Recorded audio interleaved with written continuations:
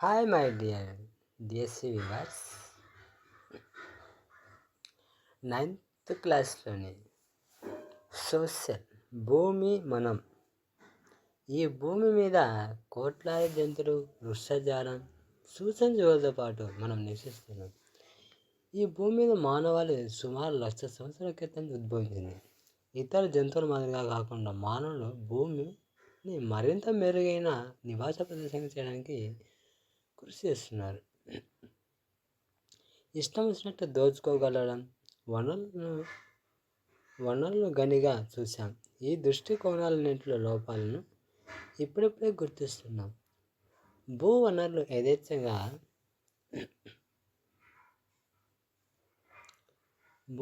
యథేచ్ఛగా మానవ చిత్రంలో నివసిస్తున్న చిన్న చుక్కలు జరిగిన కార్ల్ నగర్ అనే శాస్త్రవేత్త, కార్ల్ సగాన్ అనే శాస్త్రవేత్త పేర్కొన్నాడు. భూమి అని పిలుస్తున్న మన ఏకైక నివాసం అంతరిక్షం నుంచి తీసిన ఈ ఫోటోలను పాలిపోయిన నీలం చుక్క అంటారు.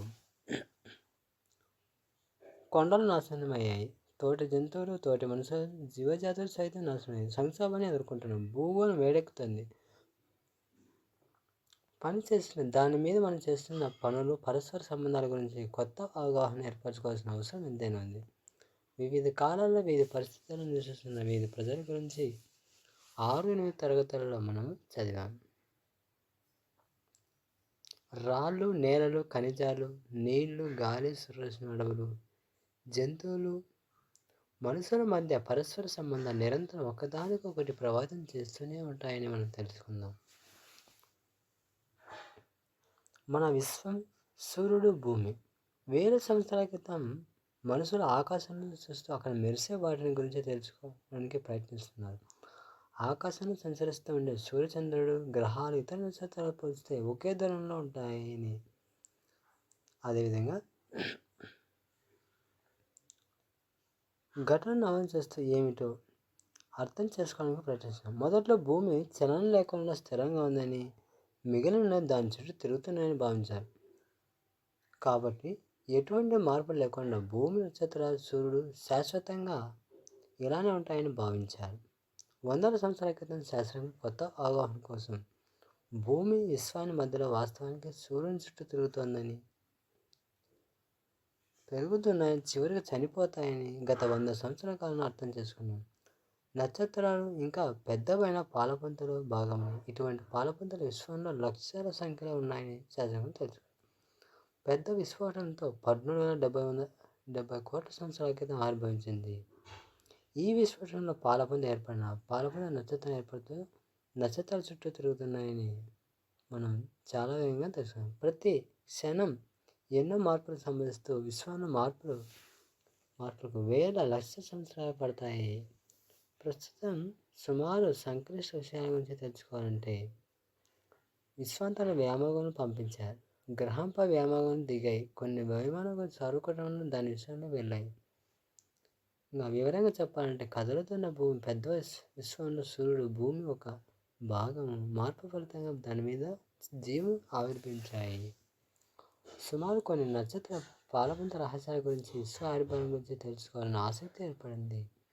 విశ్వం మధ్యలో భూమి సృష్టిలో ముఖ్యమైనదని మానవులు మొదట భావించేవాళ్ళు. ఈ వివరాలన్నీ మనం 8వ తరగతిలో విజ్ఞాన శాస్త్ర పాఠ్యపుస్తకంలో 10వ అధ్యాయంలో నక్షత్రాలు మరియు సౌర వ్యవస్థ గురించి మీకు అర్థమయ్యే విధంగా చదవండి. ఇంకా నెక్స్ట్, భూమి ఒక గ్రహం. మన సౌర వ్యవస్థలో ఇతర గ్రహాల మాదిరిగానే భూమి తన అక్షంపై తన చుట్టూ తాను తిరుగుతూ ఒక నిర్ధారిత కక్షలో సూర్యుని చుట్టూ తిరుగుతోంది. సూర్యుని చుట్టూ భూమి తిరిగే దానినే కక్ష అంటారు. ఈ పరిభ్రమ ఒకే ఒక తలంలో ఉంటుంది. దీన్ని కక్షీయ తలం అంటారు. భూమి సూర్యుని కక్ష సంబంధించి పక్క ఉన్న చిత్రాలను గమనించవచ్చు. వృత్తాకార కక్ష, దీర్ఘ వృత్తాకార కక్ష, ప్రమాణ దీర్ఘ వృత్తాకార కక్ష. సూర్యుని మధ్యలో ఒకవైపు మరోవైపు 1.5 సెంటీమీటర్లు ఉండండి. వాస్తవానికి భూమి కక్ష దాదాపు వృత్తాకారంలో సూర్యుని అత్యంత దూరం 152 మిలియన్లు కిలోమీటర్లు, అత్యంత సమీపం 147 మిలియన్ల కిలోమీటర్లు మధ్య తేడా చాలా తక్కువని. సూర్యుని చుట్టూ గల గంటకి 1,07,200 కిలోమీటర్ల వేగంతో భూమి తిరుగుతోంది. పరిభ్రమణ చేయడానికి 365 1/2 రోజులు పడుతుందని మనము గమనించవచ్చు.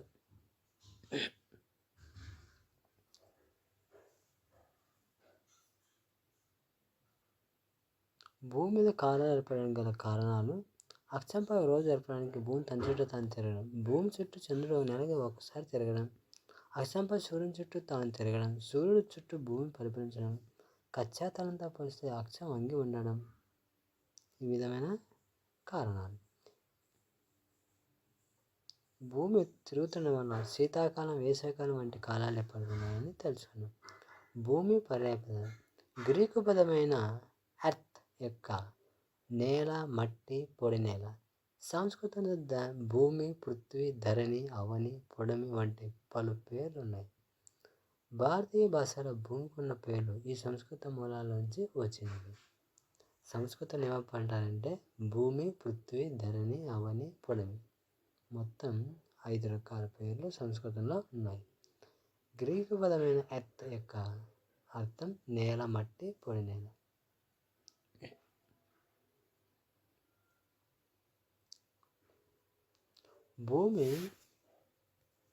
ఈ భూమి నేల ఏర్పడిందనే శాస్త్రజ్ఞులంతా ఇంకా చర్చిస్తూనే ఉన్నారు. సుమారు 450 కోట్ల సంవత్సరాల క్రితం భూమి ఏర్పడిందని మొదలైన చాలా శాస్త్రజ్ఞులు అభిప్రాయపడ్డారు.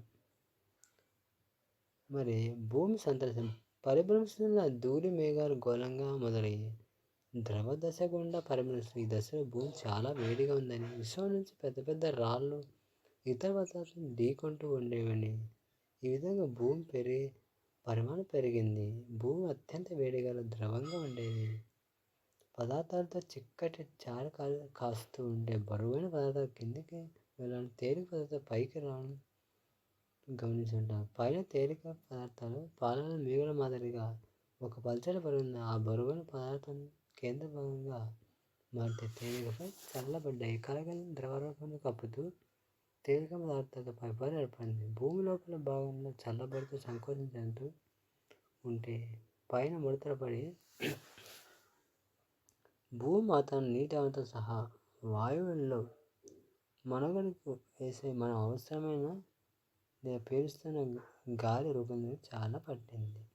భూమి పర్వ ప్రాంతాలు, అదేవిధంగా సముద్ర జీవం మొదలైనవి లక్షల సంవత్సరాల పరిమాణంలో మనుషులతో సహా రకాల మొక్కలు, జంతువులు రూపొందాయి. ఇక భూమి అంతర్గత నిర్మాణం. మనం నివసిస్తున్న భూమి లోపల ఏందో చూద్దాం. భూమి లోపల పొరలో చూస్తే అది ఏర్పడిన తొలి రోజుల్లో మూలాలు అర్థమవుతాయి. అనేక సంవత్సరాల శాస్త్రీయ పరిశోధనలు, గణాంక విశ్లేషణ భూమి లోపల పొరలను అర్థం చేసుకోగలం. దీనికి కారణం భూమి కేంద్రం 6,000 కిలోమీటర్ల పైన ఉండే మనం తవ్విన లోతైన గనులు కొన్ని కిలోమీటర్లు మించి ఉంటాయి.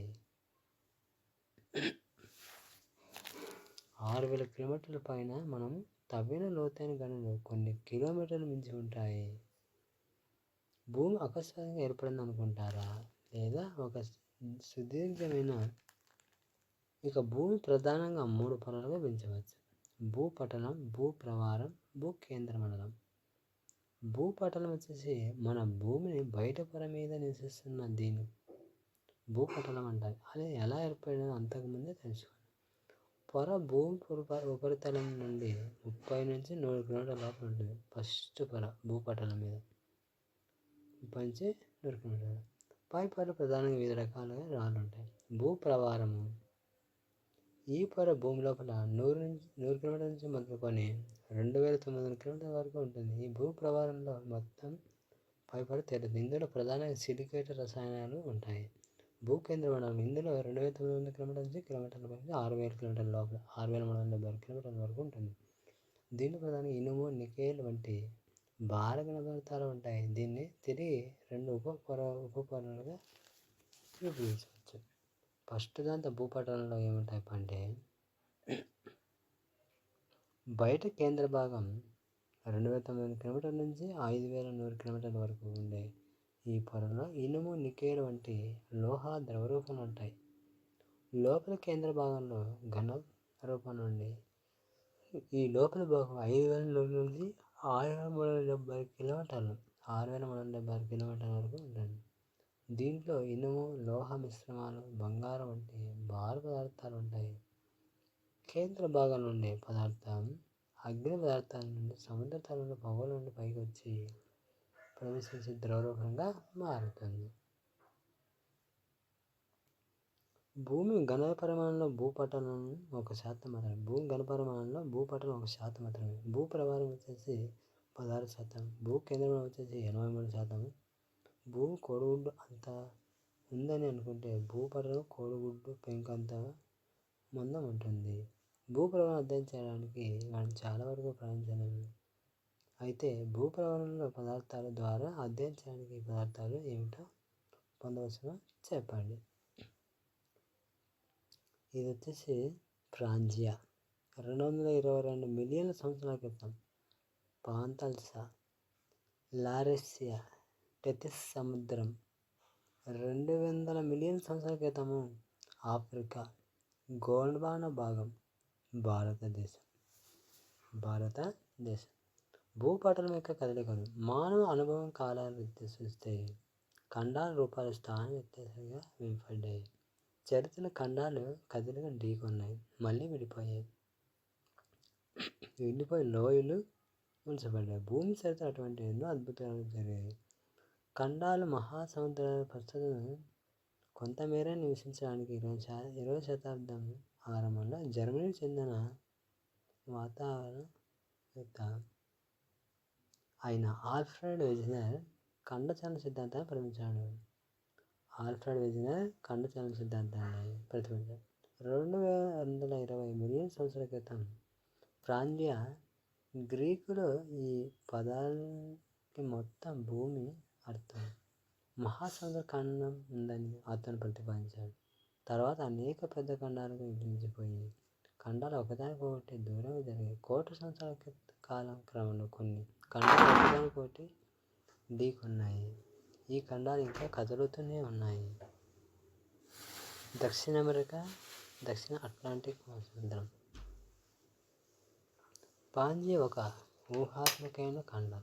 దానిలో ప్రస్తుతం ఉన్న ఖండాలు మెసోజియం అంటే మాధ్యమిక జీవమహాయుగం, యుగం నుండి నేటి వరకు జరిగిన చలనాల వల్ల ఏర్పడ్డాయి. పాంజియా అనగా ఈ మహాఖండం భాగాన్ని విడిపోయిందని వెజనర్ ప్రతిపాదించాడు. లారెన్సియా ప్రస్తుతం ఉత్తర అమెరికా, గ్రీన్లాండ్, భారత ఉపఖండం, ఉత్తరంగా ఉన్న యూరేషియా మొత్తం.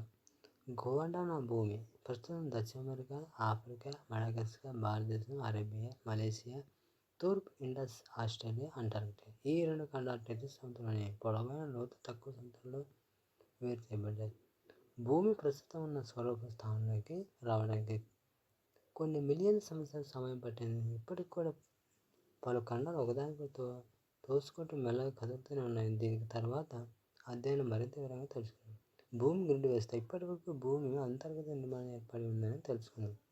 ఇప్పుడు పటాల్లో గ్లోబ్లో భూమి ఎలా ఉందో చూపిస్తారో తెలుసుకుందాం.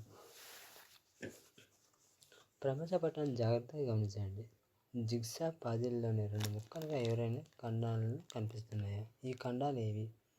ఆస్ట్రేలియా ఏ దిశ వైపు కదిలింది? భారతదేశం ఏ దిశ వైపు కదిలింది? ఈ 2 ఖండాలు టెథిస్ సముద్రం అనే ఒక పొడవైన లోతు తక్కువ సముద్రంలో వేర్చబడ్డాయి అన్నమాట. లారెన్స్ వచ్చేసి ప్రస్తుతం ఉత్తర అమెరికా, గ్రీన్లాండ్, భారత ఉపఖండం, ఉత్తరంగా ఉన్న యూరేషియా మొత్తం. గోండ్వానా భూమి వచ్చేసి ప్రస్తుతం దక్షిణ అమెరికా, ఆఫ్రికా, మడగాస్కర్, భారతదేశం, అరేబియా, మలేషియా, తూర్పు ఇండస్, ఆస్ట్రేలియా, అంటార్కిటికా. ఈ 2 ఖండాలు టెథిస్ సముద్రం అనే ఒక పొడవైన లోతు తక్కువ గల సముద్రంలో చేయబడ్డాయి. ఇది ప్రతిదీ కూడా అవగాహన చేసుకోవాలి. సోషల్ అంటే చాలా సింపుల్గా ఉంటుంది, కానీ ఒకదానికొకటి లింకప్ అనేది కలిగి ఉంటుంది. కాకపోతే ఈ శాస్త్రవేత్తలు వీటిని గురించి మనం కొంత అవగాహన చెందించుకోవాల్సిన అవసరం ఉంటుంది. అట్లాస్ను ఉపయోగించి ఒక ప్రదేశం అక్షాంశ రేఖాంశాల గురించి తెలుసుకోవాలి. ఒక మంచి అట్లాస్ ద్వారా లేదా గూగుల్ ఎర్త్ ఉపయోగించి అంతర్జాలం ద్వారా ఒక ప్రదేశం ఈ యొక్క అక్షాంశ రేఖాంశాల గురించి తెలుసుకోవచ్చు. ఉపయోగించి ఒక ప్రదేశం యొక్క అక్షాంశ రేఖాంశం ఎలా ఉంటే తెలుసుకుందాం. ఉదాహరణకు కోట్, కూబ్ అనే ప్రదేశం యొక్క అక్షాంశ రేఖాంశాన్ని తెలుసుకుని అట్లాస్ చివరన ఉన్న ప్రదేశాల జాబితాలో కోబ్ని గుర్తించాలి. దాని పక్కనే ఆ ప్రదేశ వివరాలను అట్లాస్లో సాధారణంగా ఉండే వివరాలు. కోబ్ ప్రదేశం పేరు, జపాన్ దేశం పేరు, 34.37 ఉత్తర అక్షాంశం. రేఖాంశం వచ్చేసి 135.12 తూర్పు రేఖాంశం.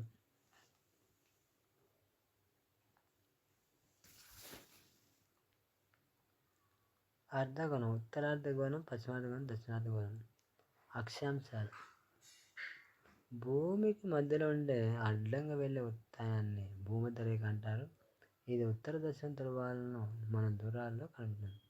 ఇది భూమిని 2 సమభాగాలుగా చేస్తూ కాబట్టి దాన్ని భూమధ్య రేఖ అంటారు. దీన్ని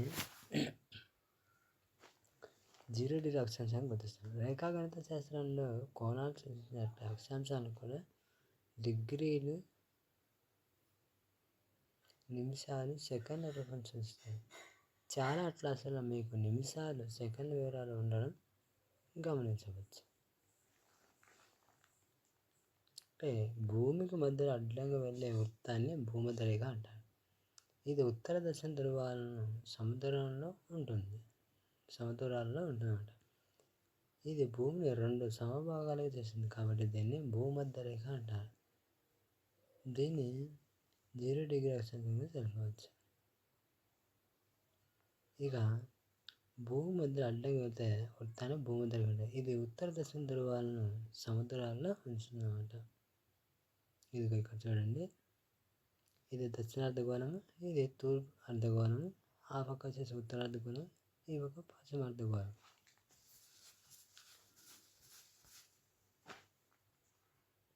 దక్షిణార్ధ, తూర్పు,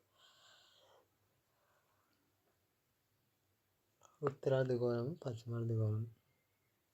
ఇది మనం రకరకాలుగా తెలుసుకోవచ్చు.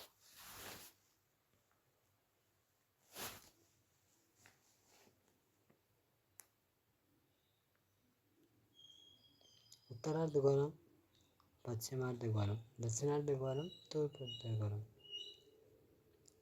ఇది మనం కనిపించి అడిగే అవకాశం ఉంది. భూమధ్య రేఖ నుంచి ధ్రువాల వైపుకు సమాంతర వృత్తాలు ఉన్నాయి. ప్రతి వృత్తానికి ఒక అక్షాంశం ఉంటుంది. ఇంగ్లీష్లో లాటిట్యూడ్ అనే పదం వెడల్పు, అర్థాన్ని సూచించే లాటిన్ పదం అయిన లాటిట్యూడ్ నుంచి వచ్చింది. ఈ అక్షాంశం విలువ 0 డిగ్రీ అంటే భూమధ్య రేఖ నుంచి 90 డిగ్రీలు ఉత్తర ధ్రువం వరకు, 90 డిగ్రీలు దక్షిణ ధ్రువం వరకు ఉంటాయి. 0 డిగ్రీ తక్కువ, 90 డిగ్రీల కంటే ఎక్కువ విలువను అక్షాంశాలు లేవు. ప్రతి అక్షాంశాన్ని దాని దిశలను సూచించారు. ఉత్తరానికి, దక్షిణానికి, భూమధ్య రేఖకు ఉత్తర దక్షిణ దిశను చూసుకుని ఏవి ఉండవు. ఇక్కడ ఉత్తరార్ధగోళము, ఉత్తర ధ్రువము 90 డిగ్రీల. కొన్ని అక్షాంశాలు ప్రత్యేక పేర్లున్నాయి. సూర్యుని చుట్టూ భూమి పరిభ్రమణ గురించి, కాలాలు ఏర్పడడం గురించి మనం చదివినప్పుడు భూమి మీద సూర్యకాంతి పడే తీరును ప్రత్యేకంగా అక్షాంశాలు తెలియజేస్తాయని మీరు తెలుసు. అక్షాంశాన్ని భూమధ్య రేఖ పొడవైంది. 2 వైపులా ఉన్న మిగిలిన అక్షాంశాలన్నీ ధ్రువాలను వైపు వెళ్ళే కొద్దీ చిన్నవిగా అవుతాయి. ధ్రువాల వద్ద ఉంటే 90 డిగ్రీలు ఉత్తర, 90 డిగ్రీలు దక్షిణ వద్ద అక్షాంశ వృత్తాకారంగా బిందులుగా ఉంటాయి. భూమధ్య రేఖకు ఉత్తర ధ్రువాలకు మధ్య ఉన్న సగ భాగాన్ని ఉత్తరార్ధగోళం అంటారు. భూమధ్య రేఖకు దక్షిణ ధ్రువాలకు మధ్య ఉన్న సగ భాగాన్ని దక్షిణార్ధగోళం అంటారు. ఒక ధ్రువం నుంచి మరొక ధ్రువం వరకు భూమధ్య రేఖ కాకుండా 180 ప్రధాన అక్షాంశాలు ఉన్నాయి. అర్ధార్ధగోళంలో ఆంగ్లంలో హెమిస్ఫియర్స్ అంటారు. హెమి అనగా సగ భాగం. రేఖాంశాన్ని ఇంగ్లీష్లో లాంగిట్యూడ్ అంటారు. దీని మూలం పొడవు అర్థం. లాంగిట్యూడ్ లాటిన్ పదం రేఖాంశ పూర్తి వివరాల నుంచి వచ్చిందన్నమాట. పలు దేశాలు తమ రేఖ గుండా వెళ్ళే రేఖాంశం 0 డిగ్రీ రేఖాంశంగా పేర్కొనడానికి ప్రయత్నించారు. అయితే గ్రీనిచ్కు వెళ్ళే రేఖాంశం 0 రేఖాంశంగా ఇంగ్లాండ్ నిర్ణయించింది. ఈ కాలంలో ప్రపంచంలో అధిక భాగాన్ని ఇంగ్లాండ్లో పరిపాలిస్తుండేది. దాంతో వాళ్ళు అనుసరించిన విధానాన్ని మిగిలిన అందరూ అనుసరించడం మొదలుపెట్టారు. మొత్తం మీద 360 డిగ్రీలు ఉన్నాయి. ఈ రేఖాంశం 0 డిగ్రీ నుంచి ప్రారంభమై తూర్పు పడమర రెండు సమభాగాలుగా ఉన్నాయి. ఇవి 0 డిగ్రీ నుంచి 180 డిగ్రీ వరకు తూర్పు రేఖాంశంగా, అదే 0 డిగ్రీ నుంచి 180 డిగ్రీ పశ్చిమ రేఖాంశంగా, 180 డిగ్రీల రేఖాంశంగా తూర్పు పశ్చిమ రేఖాంశంగా, అదేవిధంగా ఈ విధంగా ఉపయోగించాం. 180 డిగ్రీ రేఖాంశాన్ని తూర్పు వైపుగా లెక్కించినప్పుడు తూర్పు రేఖాంశం మరియు పశ్చిమంగా లెక్కించినప్పుడు పశ్చిమ రేఖాంశంగా గుర్తిస్తారు. మిగిలిన రేఖాంశం దిశను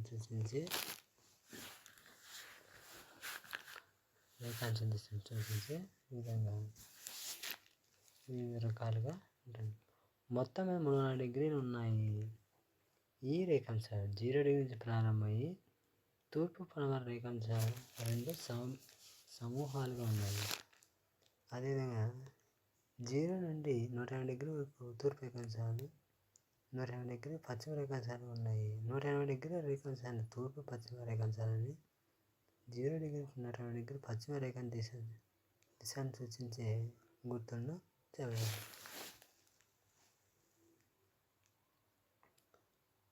తూర్పు రేఖాంశాల కొరకు 25 డిగ్రీల తూర్పు రేఖాంశం, పశ్చిమ రేఖాంశం కొరకు 120 డిగ్రీల పశ్చిమ రేఖను గుర్తిస్తారు. అక్షాంశాల మధ్య రేఖాంశాల డిగ్రీలను నిమిషాలు, సెకండ్ల మీద విభజించవచ్చు. 0 డిగ్రీ రేఖాంశం సరిగ్గా వ్యతిరేక దిశలో ఉన్నాయి. 180 డిగ్రీలని యాంటీ మెరిడియన్. యాంటీ అంటే వ్యతిరేకత అని అర్థం. తూర్పు రేఖాంశాలు తూర్పు అర్ధగోళం, పశ్చిమ అర్ధగోళం, పశ్చిమ అర్ధగోళం ఏర్పడతాయి.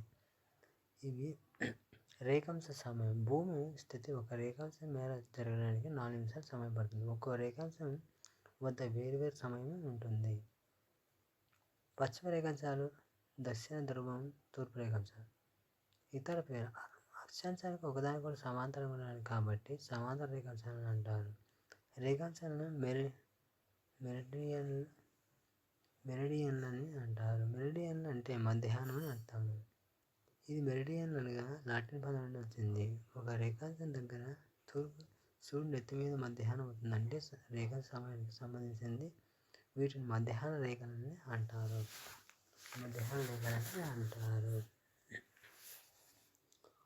అక్షాంశం ఒకదానికొకటి సమాంతరంగా ఉంటాయి. ఉదాహరణ తీసుకుందాం. 10 డిగ్రీల తూర్పు రేఖాంశం వద్ద సూర్యుడు నడినెత్తిన ఉన్నప్పుడు అక్కడ సమయం 12 గంటలు ఉంటుంది. కానీ 9 డిగ్రీల తూర్పు రేఖాంశం వద్ద 11:56 ఉదయం అయితే 11 డిగ్రీల తూర్పు రేఖాంశం వద్ద ఉదయం 12:04 అవుతుంది. ఇది చాలా గందరగోళాన్ని సృష్టిస్తుంది. కాబట్టి ప్రపంచానికి గ్రీనిచ్ మెరిడియన్కి తూర్పు పడమరలను కలిపి మొత్తం 24 కాలమండలాలుగా విభజించడం జరిగింది.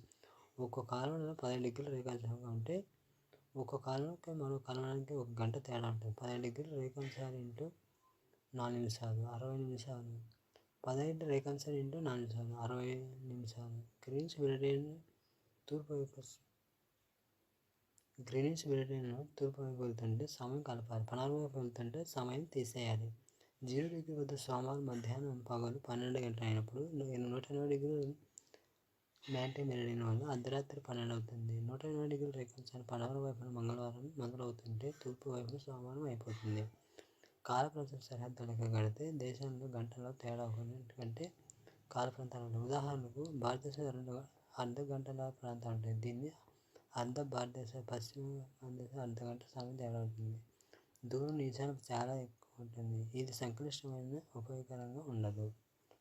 భూమి తన చుట్టూ తాను తిరుగుతుంది. మీకు తెలుసు. రేఖాంశాలు అనేవి మనం గీచుకున్న ఊహాజనితమైన గీతలు. తూర్పు నుంచి పడమరకు, అదే పడవ నుంచి తూర్పు ప్రయాణం చేసినప్పుడు ప్రయాణంలో తేడా ఉంటుంది. మీరు తూర్పు నుంచి పడమర ప్రయాణం చేసినప్పుడు ప్రతి ఒక్క రేఖాంశాన్ని 4 నిమిషాలు కోల్పోతారు. అదే పడమర నుంచి తూర్పు ప్రయాణిస్తున్నప్పుడు ప్రతి రేఖాంశాన్ని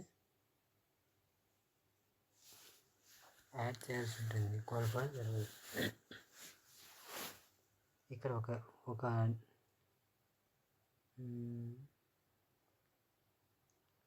డిగ్రీ రేఖాంశం 4 నిమిషాలు అదనంగా పొందుతారు. తేడా ఉంటుంది. ఇది చాలా సంక్లిష్టంగా ఉపయోగకరంగా ఉండదు. ఇటువంటి పరిస్థితుల్లో కొన్ని దేశాలు తమ దేశం నుండి వెళ్ళే రేఖాంశ సమయాన్ని దేశమంతా వర్తింపజేస్తారు. దీన్ని ఆ దేశ ప్రామాణిక సమయం అంటారు.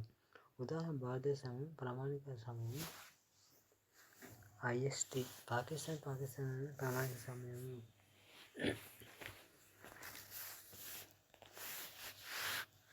దీనివల్ల ఉపయోగం ఏంటంటే ఉదాహరణ భారతదేశంలో మీరు ఎక్కడైనా ఉన్న ఒక సమయం అవుతుంది అనే రేఖాంశం దేశంలో సమయాన్ని నిర్దేశించడం మరింత కష్టమవుతుంది. అటువంటప్పుడు ఒక గంట వ్యవధితో దేశాన్ని పలు కాలమానాలుగా విభజిస్తారు.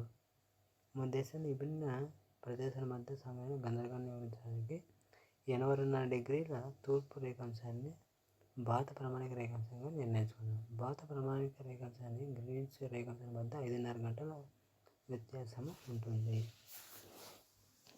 మనకు వాళ్ళకు